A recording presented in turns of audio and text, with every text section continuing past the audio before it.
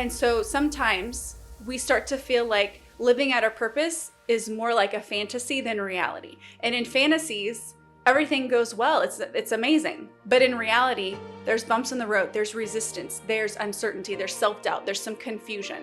But all of those things are not reasons why you should give up on what you feel like God is stirring on your heart to do and pursue. Hello and welcome, ambitious woman of faith. In today's episode, we are going to be talking about one of the biggest dream killers. And you want to recognize this one. You want to know what it is because it will affect you if you're not intentional to combat it. And so what I want to talk about today is resistance and how that affects our dreams in more ways than we can imagine. Oftentimes, when we think about our purpose and what we want to do, we just have this vision in our head like, hey, if I'm living out my purpose, it's just going to flow out of me. It's going to be natural because I'm naturally gifted in this particular area. Because of course we want our passions and our interests and our giftings to line up with our purpose. So we think, okay, if I'm in this vein, if I get in this zone of my purpose, then it's just going to flow. And oftentimes we hear stories. I have even good friends who've shared that when they walked out their purpose,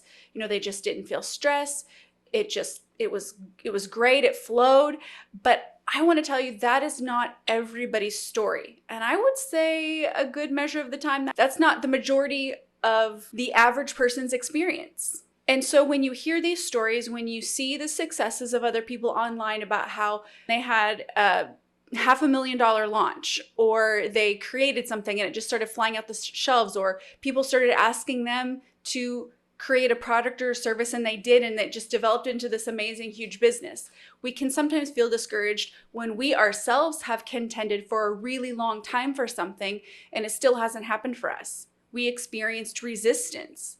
So one of the first things that you do in combating resistance is recognizing that just because you're good at something, just because you feel like something is your purpose and you have a natural interest and passion in it, doesn't mean it always just flows out so easily and just unfolds beautifully, and it just is this amazing doves flying through the air experience. And so sometimes we start to feel like living out our purpose is more like a fantasy than reality. And in fantasies, everything goes well. It's amazing. But in reality, there's bumps in the road, there's resistance, there's uncertainty, there's self-doubt, there's some confusion. But all of those things are not reasons why you should give up on what you feel like God is stirring on your heart to do and pursue. I want you to understand that if you are pursuing your purpose, there is still going to be mistakes that are made along the way. And there are times where you're going to have to press in even when it doesn't make sense. Even when it feels like, gosh, shouldn't this be easier? And I'm not saying that there's times where you are out of alignment and you need to reevaluate because maybe you are going down the wrong path. Maybe this isn't the right road for you. It's always wise to evaluate where you're at and why you're experiencing the resistance. But the line I want to draw in the sand really is understanding that resistance is a part of the process. Just because, if you were gifted with an amazing singing voice, you would still need to practice. You would still need to develop that. I always use the example with my kids that Picasso didn't come out of the womb as a master artist creating masterpieces. He had to learn and develop that skill. He had to develop hours at it. Was there a natural gifting to where it was probably easier for him maybe than the next person who absolutely doesn't have that skill set or natural ability at all? Yeah, I think you can definitely intelligently say there's differences in where we're naturally gifted. But just because you're naturally gifted in something doesn't mean that you're not going to experience a level of resistance and you're not still going to have to pour time and effort and energy into developing whatever skill it is that you want to become an expert at. And so as I've said in previous episodes, sometimes we have to take our proverbial or virtual knife and we have to slash up this image or fantasy of what something's supposed to look like. Because when we get this image in our head of what something's supposed to look like and then it doesn't, we get unmet expectations, we get disappointment, we get discouraged, and we get frustrated, and we just want to walk away, or we get the idea that this isn't what it was supposed to be, so maybe this isn't the thing. When in reality, it could very well be the thing. You just need to press through this resistance. And again, I don't know your particular circumstance, so if you're feeling like you're in this place of misalignment and you don't know, I do encourage you to evaluate where you're at, but at the same time, hear me out on this resistance piece. I like to tell this next particular story when I'm in conferences or speeches because I think it's so powerful. Have you ever heard of the product WD-40? Did you know that the story behind the name WD-40 is because it took the inventor 40 tries before he found the right formula? And I love this story because it's a prime example of if he had stopped at Formula 39, he would not have his claim to fame and his amazing product that has made tons of money and helped tons of people, WD-40, if he had stopped at Formula 39. The person that created this product experienced resistance. And so this successful entrepreneur is no different than you are. You will have to press through levels of resistance when you're pursuing your purpose. I also love the story of the pastor Michael Todd. Michael Todd took over this church in Oklahoma, and he invested money in camera equipment and sound equipment, and he was recording and putting it on YouTube, and it was getting very little views, like minimal, not much at all. And then I want to say it was like 2 years later, he had a video that he had produced or put out on YouTube 2 years prior get shared by an individual, and it had an amazing reaction, and it went viral of something he had created 2 years prior. But if he had stopped after he realized, okay, it's been 2 years now and I'm not getting views, maybe this isn't the right thing, who knows how this story would have unfolded? We might not have the amazing transformation church that there is now that's helping lives and making the impact that it's making. And so I share that story to say, if you are in the phase of pursuing your purpose where it is like the behind the scenes grind and nobody gets the amount of hours it's taken you to learn a skill set, to really pray and be intentional with God and just pour into your relationship with Him, where you're just like developing the inside of you, like your character, pursuing inner healing, pursuing like mindset work, and you're doing that behind the scenes stuff. I want to encourage you that all of that time that you're spending is not in vain. You are pursuing your purpose, even though from the outside looking in, it might look like nothing's happening or there's minimal results from all of the effort that you're pouring in. But regardless of what it looks like, the years and the time and the effort and the energy that you're spending will yield a result. You think about it like the law and the harvest. You plant a seed and the seed doesn't result in a harvest right away. It takes time. And in the seasons of life that we're in, sometimes the harvest takes way longer than we want it to. We especially want it to because we look at other people who are getting results quickly. We look at the people who go viral or have a business that just seems to take off. But we don't know the businesses that failed before they found the business that succeeded. Because maybe they learned, I guarantee they learned so much along the way from those failed businesses that they then applied to the business that was successful. But if you're comparing your day 1 to somebody else's year 5, there's going to be a gap, because there should be a gap. I remember experiencing this when I co-developed a conference called the Live Your Purpose Conference back in 2019. And I had a 30-minute talk, and I did everything you could think of to do to prep for that. I practiced in front of people. I practiced in a safe place, in front of a small audience of my family, the people that I was close with. I practiced like breathing techniques to make sure I could calm my nerves down. I practiced visualization, like all of the things that you hear that you should do to prep for an event. And then when I got there, and I knew the person ahead of me was wrapping up and I was going to go next, I felt those nerves building, and I was doing all my breathing techniques to try to calm my nerves down. I finally get on stage, and it was a hot mess. Oh my goodness.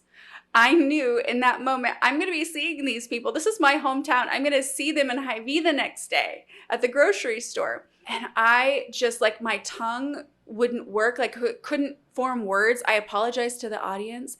And it wasn't until I got into the personal story of the speech that I knew like the back of my hand that things started to flow a little bit better. But I remember walking off that stage completely shocked because I had done all the right things, at least that I knew of to that point, to prep for the event. But what I learned from that experience is, number one, don't compare your first try at something or your first big try at something to somebody else's longer down the road, more experienced experience. And number two, you can't fast forward or microwave the painful process of development. I mean, we want to, right? We don't want to have that amateur experience or the failure or the mistakes that come along with developing something from scratch. Who wants that? Who wants to experience that? But that's just a part of the process. If we can just recognize that just because we're starting at square one of something doesn't mean that's where we're going to stay. You will evolve, you will develop, things will improve, and you will be better for this process of growth and development than you would have been had everything just developed perfectly. Because life is not perfect, and even if you have a perfect launch, which I don't know that there's such thing as a perfect launch, I would venture to say you miss out on all of the lessons that come along with a bumpy ride, and those lessons serve you moving forward. So what I want you to do when it comes to resistance is, number one, expect it. Not that you're calling it out or speaking something bad over what you're going to do, but just acknowledge that, hey, and when I pursue this, I might experience a level of resistance. And the reason why I say to expect it is so that you can be prepared for it. Meaning, if you know from the get-go, I'm going to experience some resistance, you know that you need to press through anyway. You'll know not to let those thoughts of comparison eat at you, and you will be more likely to stay focused on the lane that you're in. And lastly, I want to share something that I shared on social media the other day, which is that you're stronger than you think you are. And I shared the story of how I went through 5 years of depression. And in the middle of that 5 years of depression, I remember coming to a point where I just felt like I couldn't take it anymore. I had a really rough night. I was just so sad, and I felt like I was in this muddy pit that no matter what I do, I couldn't get out of. And I had a really rough night, and I'm like, God, I can't do this anymore. You promised in your word that you would never give us more than we could handle. And granted, I'll pause here to say my understanding of that scripture was not what it is today. So I was totally misinterpreting that scripture. But in my head, that's what I knew. So I had said to him, God, you said you would never give me more than I could handle, but I can't handle this. And I went to bed that night, and I woke up the next morning. The first thought that came to my head was, well, I guess you can, because you took a breath this morning and you woke up. And when I first thought that, my first reaction was like, this is kind of harsh. That was like a harsh response to what I was feeling. But secondly, I just realized, you know what? I can handle this. This is hard. It's frustrating. I can't change what I can't change, but apparently I can handle it, or I wouldn't be here right now. Really, to peel back the layers of what I experienced, and from that was just that I was stronger than I realized. And so for you, I want you to recognize that in your weakest moments, you're stronger than you think you are. Because I believe that God gives us the strength in the season that we're in. So while it might be easy to feel like you're just weak and you can't handle things, and that's why you're facing such frustration and disappointment and discouragement, I would counteract that. And I would say, you're strong. You are so strong. You have fought you've gone around the same mountain over and over again. You've been pounding on the same doors repeatedly. And while your inner critic would tell you, well, you're just crazy, that's why you're still going after it. You're just a glutton for punishment. And the definition of crazy is doing the same thing over and over again and expecting a different result. So you're just crazy. Well, I would counteract that thought and say, you're not crazy. You're resilient. You're gritty. You're persistent. You're determined. And again, I'll repeat, there's always an opportunity to evaluate if you're misaligned, and maybe you do need to pivot to the left or the right. But I would also venture to guess that you're experiencing a level of resistance right now. And you have to get with God and decide, is this a misalignment or is this a resistance I need to press into? And I can't answer that question for you. But I believe that as you seek and pursue that, you're going to get clarity. So the number one dream killer, or one of the biggest dream killers, is resistance. So if that's something you're experiencing right now, I just want to encourage you. You're not abnormal. This is very much a normal process of pursuing your purpose, is feeling some resistance that you have to press through and press into. So I hope this encouraged you today to put some things in perspective so that you can be encouraged and inspired to keep pressing in. Don't forget, if there's something you loved from today's episode, share it to your stories, tag me. I would love to hear what your gold nugget of wisdom was from today. Until next time, that's all we've got for this episode of the Called Forth podcast. One thing that would really help both us and other new potential listeners is for you to rate this show and leave a comment in iTunes, Stitcher, or wherever you tune in to listen. Also, make sure to link up with us at www.dawntown.com. That's DAWNTOWNE.com. And on social media. And please just share. Share this podcast with anyone who you think might enjoy it. Until next time, remember, you have been called forth.